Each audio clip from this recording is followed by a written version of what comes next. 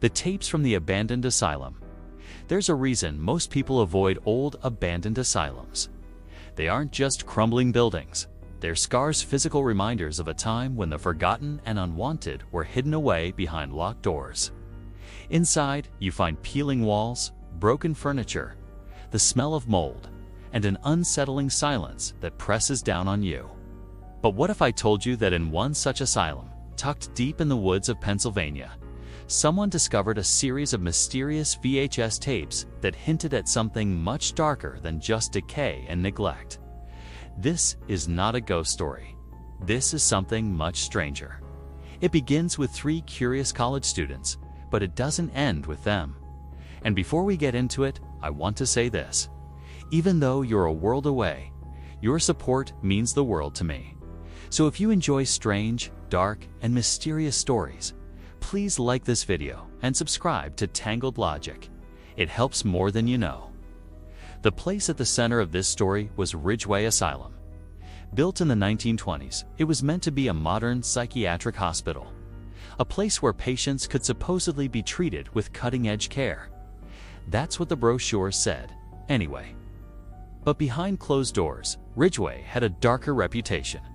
Patients were said to disappear without explanation or come back from treatments barely recognizable. Electroshock therapy was routine, and there were rumors of experimental drugs being tested without consent.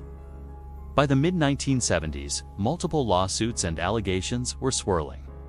Then, in 1979, the asylum abruptly closed. Officially, the state cited budget cuts and safety concerns. But locals believed something terrible had happened inside. The West Wing was supposedly sealed off after a fire, and no one was allowed in. Ridgeway sat abandoned for over 2 decades, left to rot, its windows shattered and its hallways taken over by graffiti. Urban explorers called it a rite of passage to sneak inside. But none of them ever claimed to have found what 3 students did in 2001. The 3 were Mark, his girlfriend, Alyssa, and their friend, Tom. They were typical college kids, restless and looking for a thrill. One spring night, armed with flashlights and a disposable camera, they decided to break into Ridgeway. They'd heard the rumors, and Tom in particular was fascinated by the asylum's creepy history. They entered through a broken basement window, stepping carefully over glass shards and debris. Inside, the air was heavy and damp, carrying the smell of mildew and something metallic, like rust or blood. Their footsteps echoed down long, empty corridors. The beam of their flashlights danced over rusted gurneys, toppled wheelchairs, and graffiti-covered walls. The silence was so complete that every creak of the old building felt amplified, like it was breathing along with them. At first, it was exactly what they expected: broken furniture, vandalized walls, the remnants of a place long forgotten. They joked nervously, trying to cut through the tension. But on the second floor, near the old staff quarters, Tom noticed something unusual. Behind a pile of rotting mattresses and debris, there was a metal cabinet. It was padlocked, though rust had eaten away at the hinges. And sitting on top of that cabinet was a cardboard box. Thick with dust, the box looked untouched for decades. On the side, scrawled in faded red marker, were 3 words: "Do not view. Curiosity won out." They tore open the box and inside found 6 VHS tapes, each numbered in black marker 1 through 6. The labels were yellowed, the reels inside slightly warped with age, but they were intact. Their hearts raced. This wasn't graffiti or broken junk. This was something real, something hidden.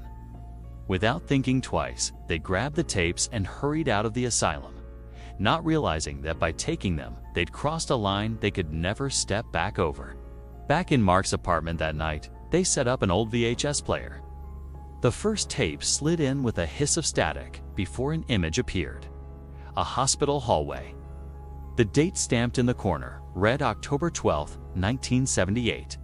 The footage was grainy, shot by someone holding the camera themselves. A patient strapped to a gurney was being wheeled down the hall, thrashing violently. His screams echoed as 2 figures in plain white coats and masks pushed him forward. The staff wore no insignia, no identification, nothing that suggested they belonged to a licensed hospital. The footage cut abruptly to black.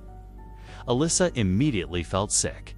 She suggested they stop, but Tom was adamant. This was history. They had to see more. He pushed in tape 2. The screen flickered, and there was the same patient, now strapped into a chair. Electrodes were taped to his head, wires running to a machine that hummed in the corner. A masked figure reached for a dial, turning it slowly. The patient screamed, convulsing violently until his body went limp. The tape cut again. Alyssa turned away, covering her ears. When tape 3 started, Alyssa left the room entirely, refusing to watch. Mark stayed, though unease gnawed at him. The footage opened with a different patient, a young woman, sitting motionless in a chair, her eyes vacant, as though sedated. A man's voice, muffled by his mask, asked, "Do you hear them? Do you see the others?" Slowly, the woman nodded. "And what did they tell you to do?" Her lips curled into a small, unsettling smile. Then she whispered, "They tell me to stay." The screen distorted, static crawling across the image. Then it cut to that same hallway, again the one from tape 1. Only this time, the gurney was empty. Mark turned off the tape, his hands shaking. He told Tom they were done. Tom argued, saying they couldn't stop now, they had to see the rest. But Mark refused. They shoved the tapes back into the closet and tried to move on. But the asylum hadn't stayed behind. Over the next few nights, Mark woke to whispering in his room, though Alyssa was asleep beside him. Tom began seeing shadowy figures in his dorm hallway, figures that vanished when he blinked. And Alyssa, who hadn't even watched the 3rd tape, dreamed night after night of the young woman. In every dream, the woman whispered the same word over and over: "Stay." Terrified, the 3 decided to return the tapes to where they found them. Maybe then the strange things would stop. But when they went back to Ridgeway, the cabinet was gone. The corner of the room was completely empty, as though it had never existed. Desperate, Mark brought the tapes to the police. The officers dismissed them as an elaborate hoax, though one officer pulled him aside quietly and said, "Ridgeway is a place best left alone." The tapes were logged into evidence. For a while, things calmed down. Alyssa tried to forget, but Tom couldn't. He became obsessed. He spent hours in the library, digging through old newspapers, medical journals, and court records. What he found chilled him. In the late 1970s, Ridgeway had been tied to a secret program under government contract. Its name was Project Echo. The purpose was to test whether patients could be conditioned to receive signals and respond. Some believed it was about mind control. Others thought it was psychological warfare. The patients chosen were some of the most vulnerable, those with severe schizophrenia, dementia, or no families to check on them. The program's results were never published. Then came the fire in 1979.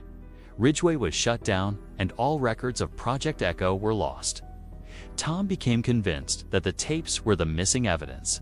But the more he investigated, the stranger things got. Anonymous emails started arriving. "Stop asking questions. You don't want to end up like them." His computer crashed repeatedly, files disappearing without explanation. One night, he failed to show up to class. Then, he failed to show up the next day. By the 3rd day, Alyssa called the police. They searched his apartment and found the place in shambles, papers scattered, computer smashed. On his desk was a single VHS tape. It was labeled simply 7. Mark turned the tape over to the police, but unlike the first 6, they refused to disclose its contents.